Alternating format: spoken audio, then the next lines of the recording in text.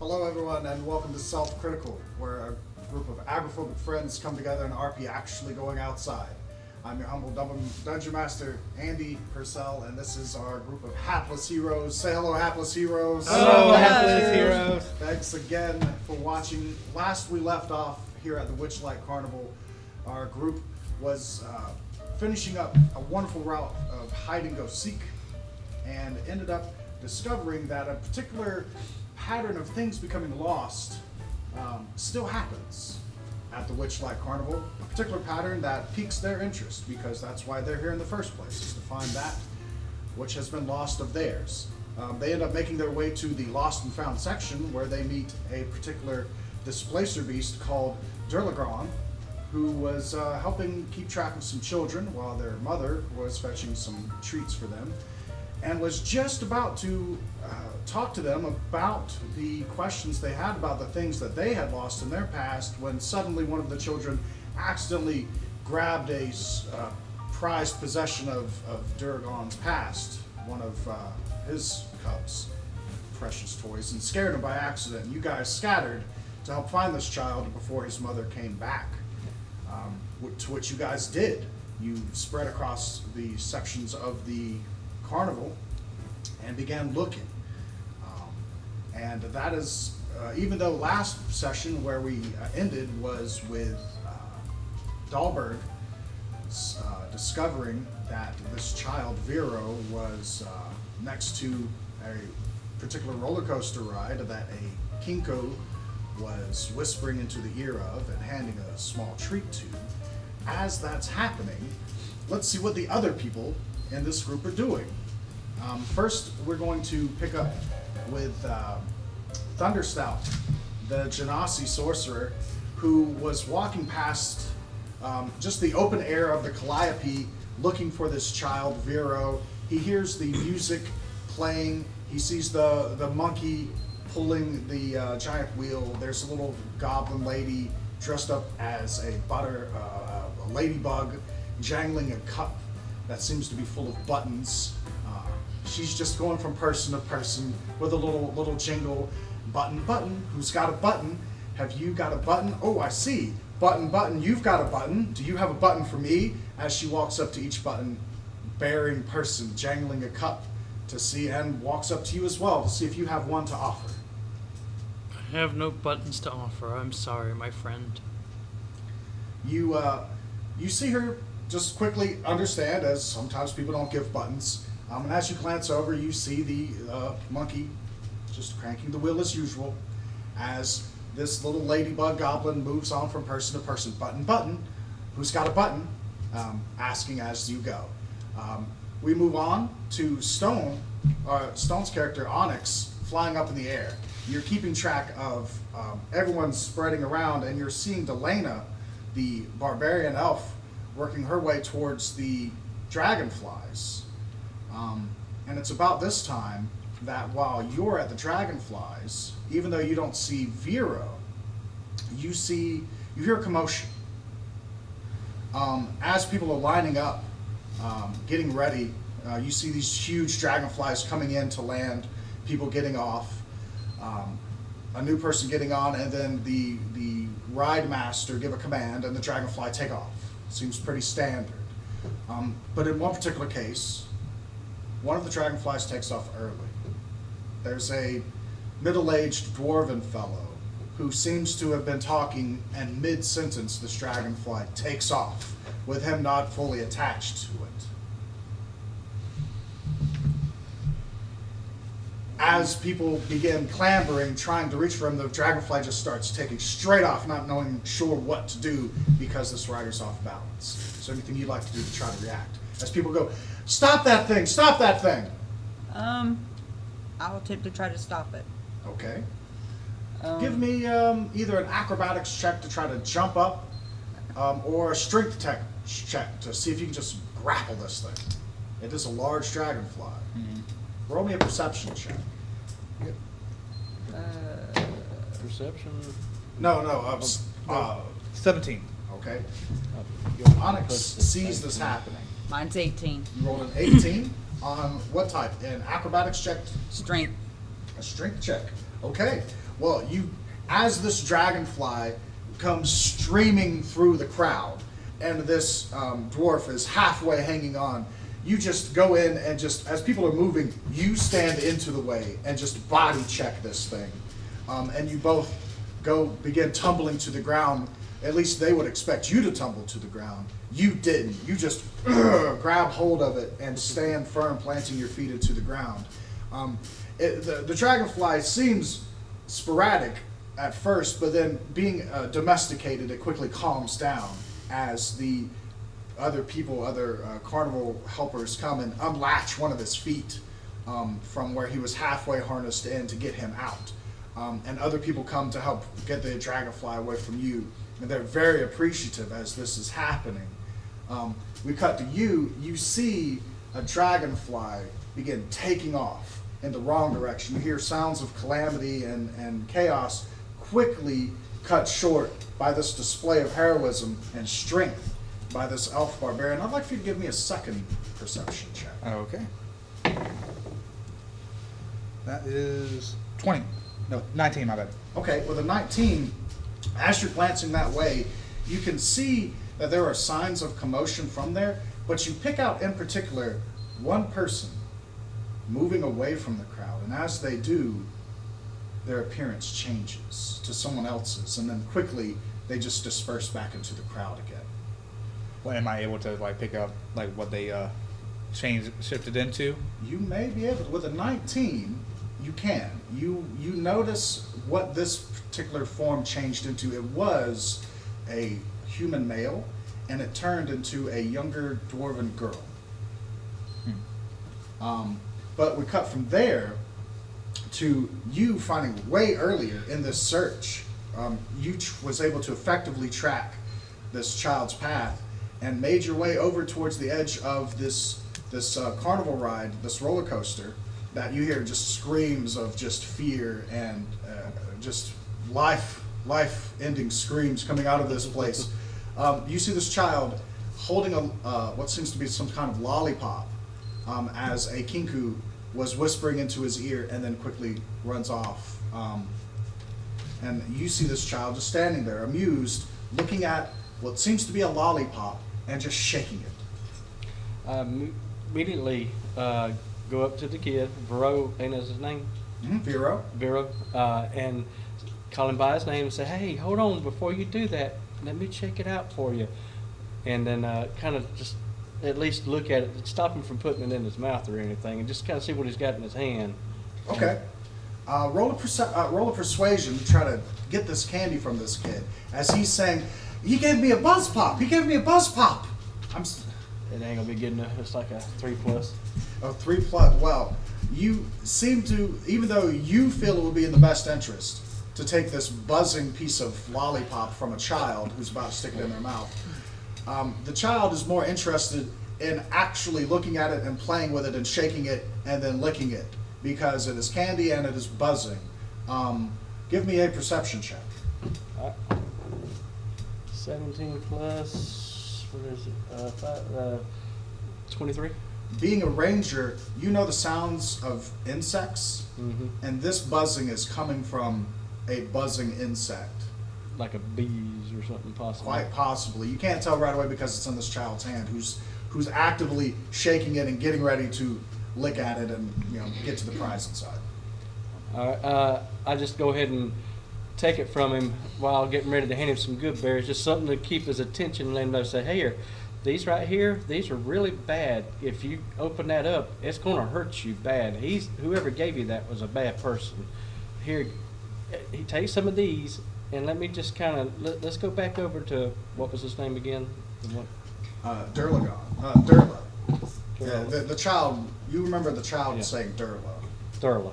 All right, and because Durla's wanting to apologize to you for scaring you. You just caught her off guard.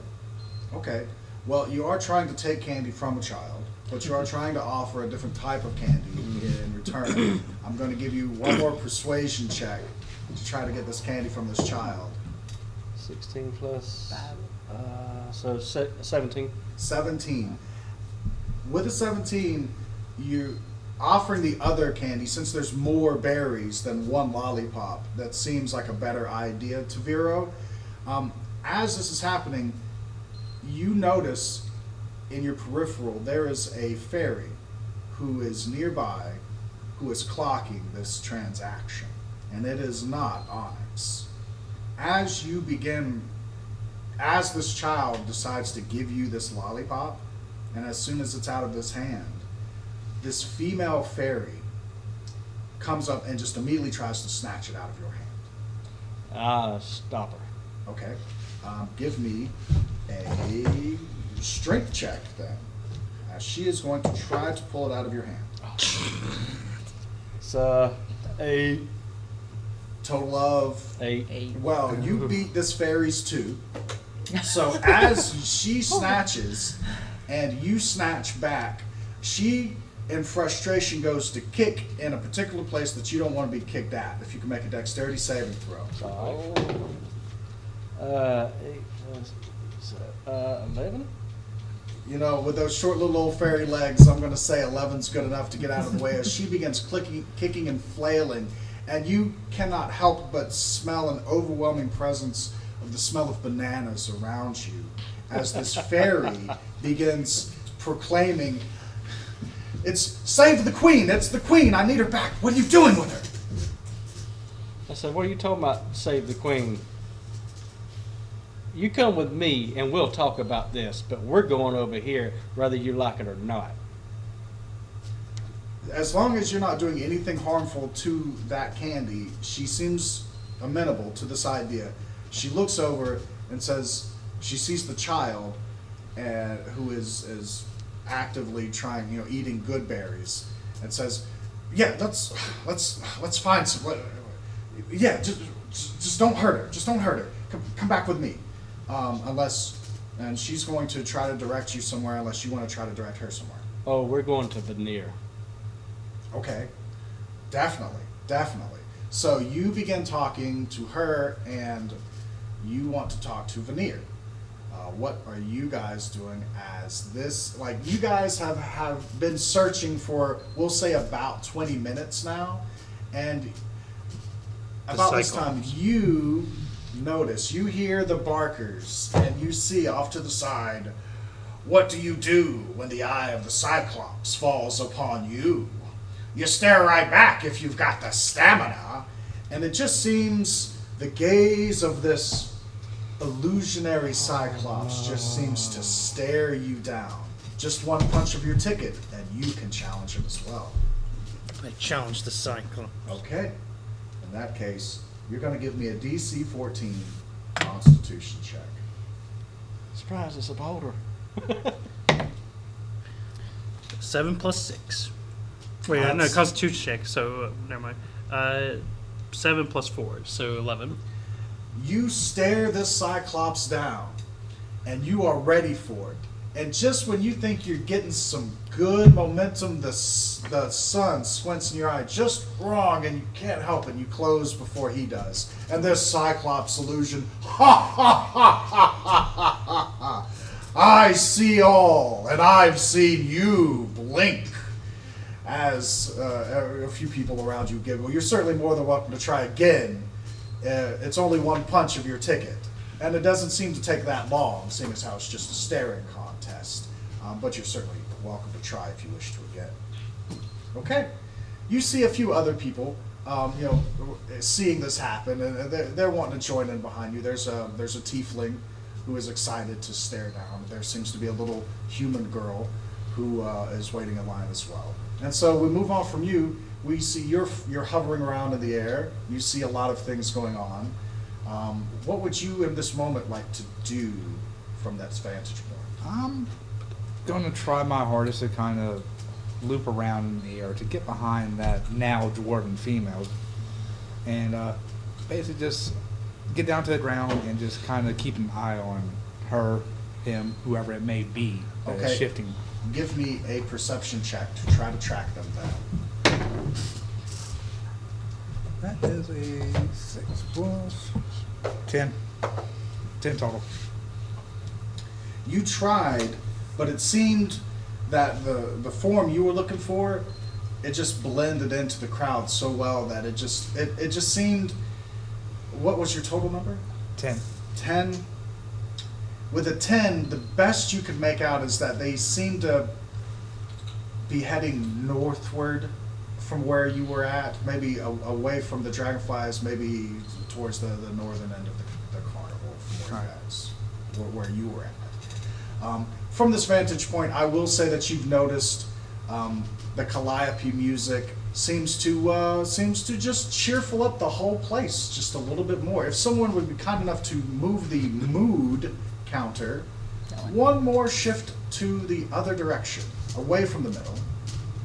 This place seems like, as soon as Delana helped save this dwarf from this dragonfly who went astray, the cheers and the happiness and the praise just seemed to continue in this whole park, and the music just seemed to lighten up even more. From this whole vantage point, you could just tell it was just like a transition. It just seemed to get even nicer. The sky became brighter, the stars were clearer, and in this time of night, you hear the screams, the death-filled screams of people going in and out of the roller coaster ride near where you see Dahlberg hushly talking to a child and then beginning to have a conflict of some sort with another fairy.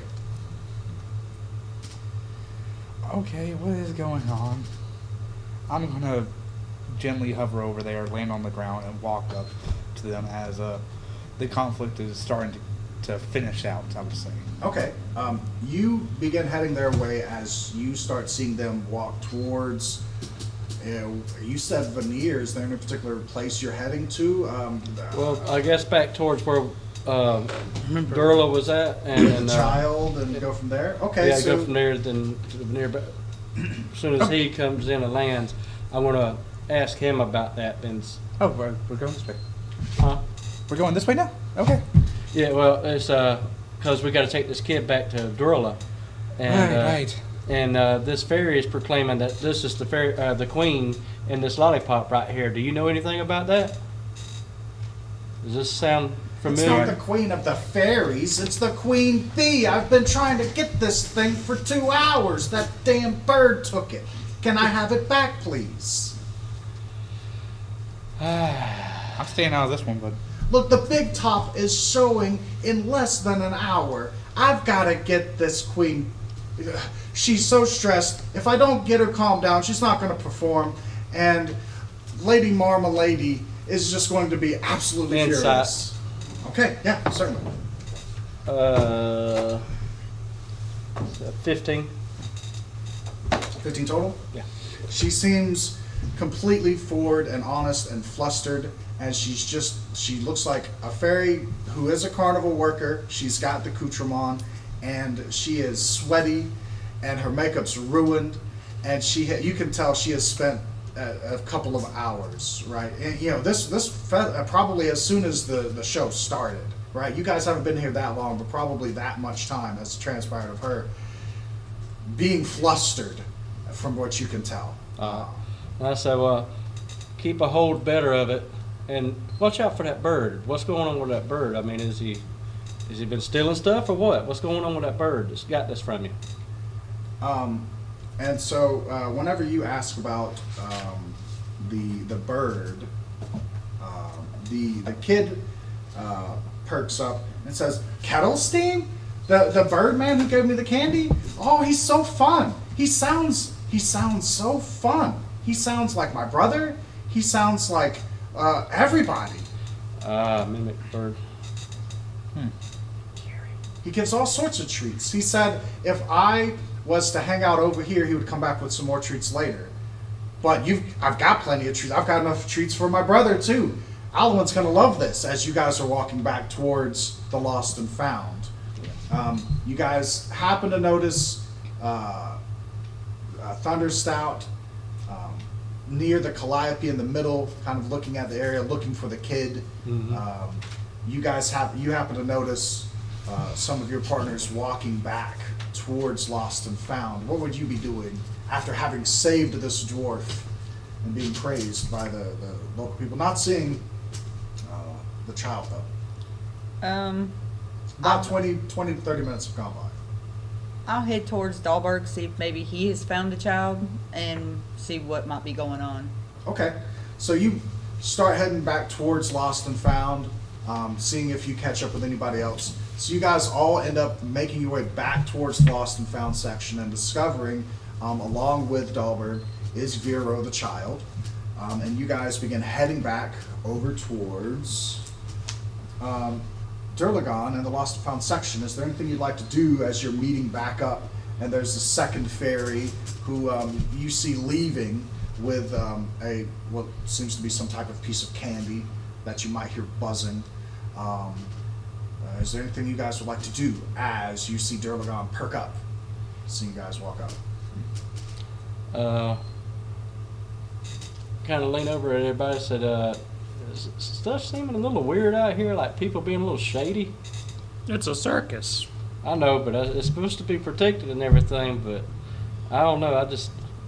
That bird, he's a little sketch, but I don't think he's like ill intent. He's just a sketchy bird. Well, Like a little bad vibe.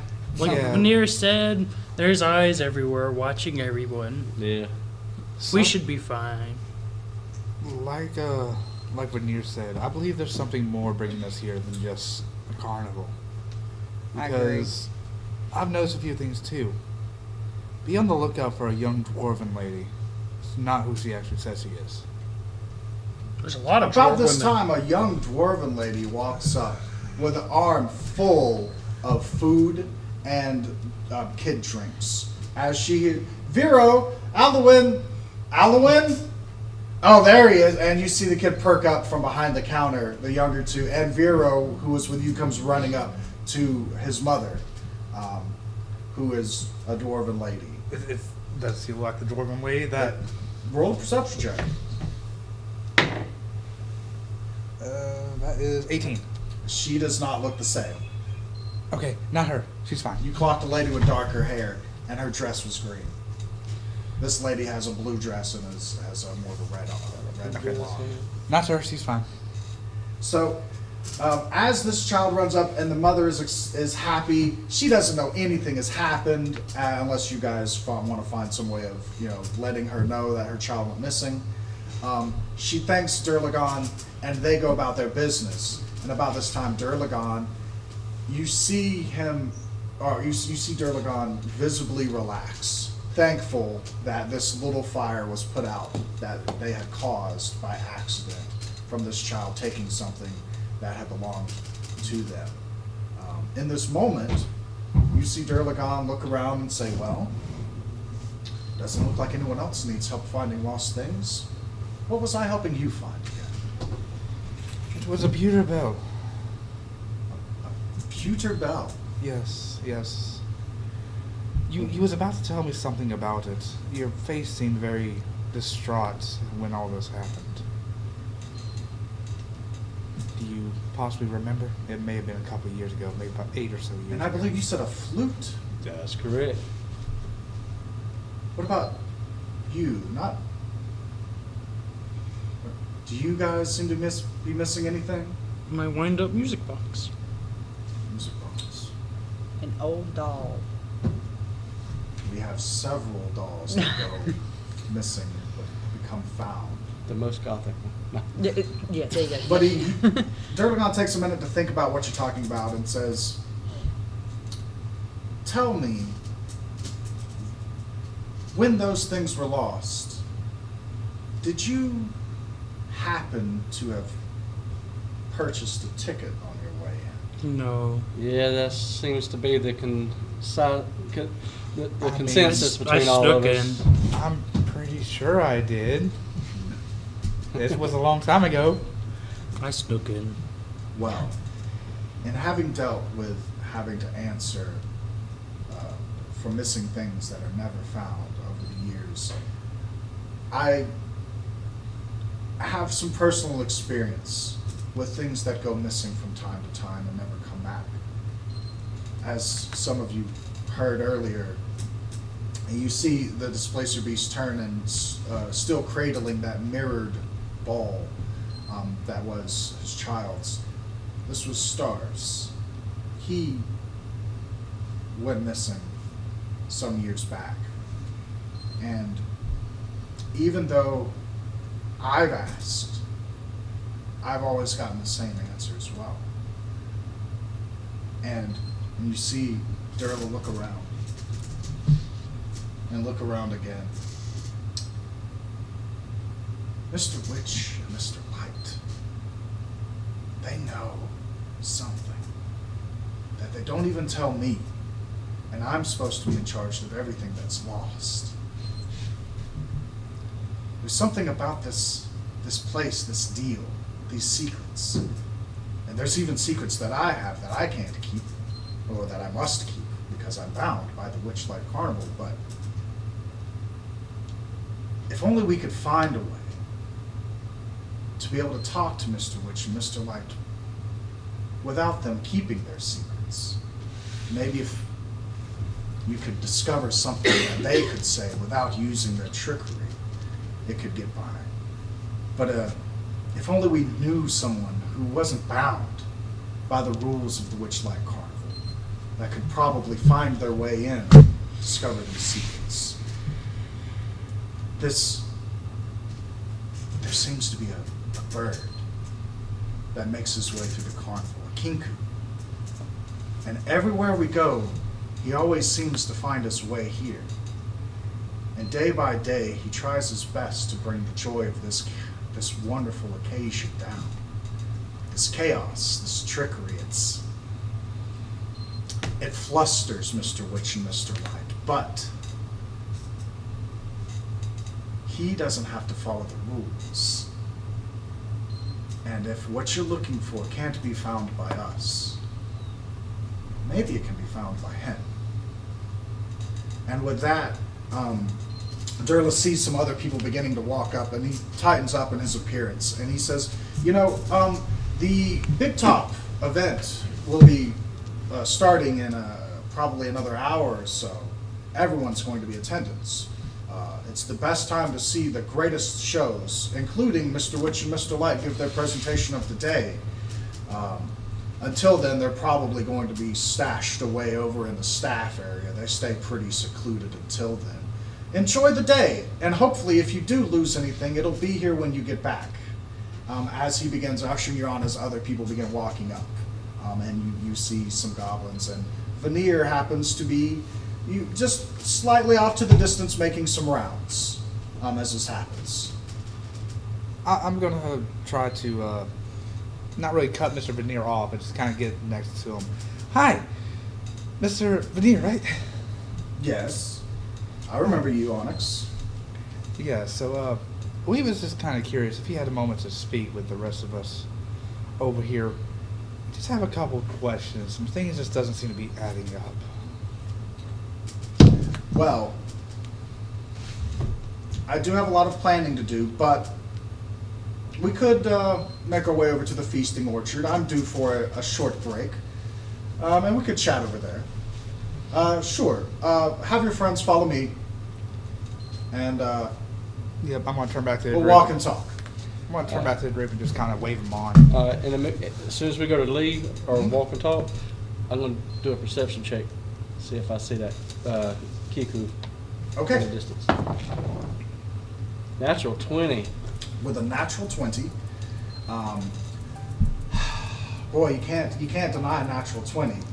So I'm going to say that as you guys are walking, you're making your way towards the feasting orchard, and it's a walk and talk because Veneer is busy, but you're looking for the kinku, but you're looking for anything that's out of place because you've heard he can change shape. So what clocks your attention is as you're walking past the Hall of Illusions, you see two halflings, a couple, and it seems to be a precious moment. The man seems to stop and take a knee. He's fumbling to pull something out of his pocket. The lady covers her mouth, takes a step back, and as you see him beginning to ask a question, she seems to tear up and giggle and just begin laughing uncontrollably as she just puts her hands on her knees and just is guffawing next to this entrance to the Hall of Illusions, and it is so embarrassing to this man that he just gets up and bolts inside the tent as you see a very sickly, pale colored mime who is just outside, mediocrely accepting tickets, see this halfling run in. And with that, we will pick up next time to see what everybody wants to do. Thanks for watching, everybody. Have a good night. Good night. Bye.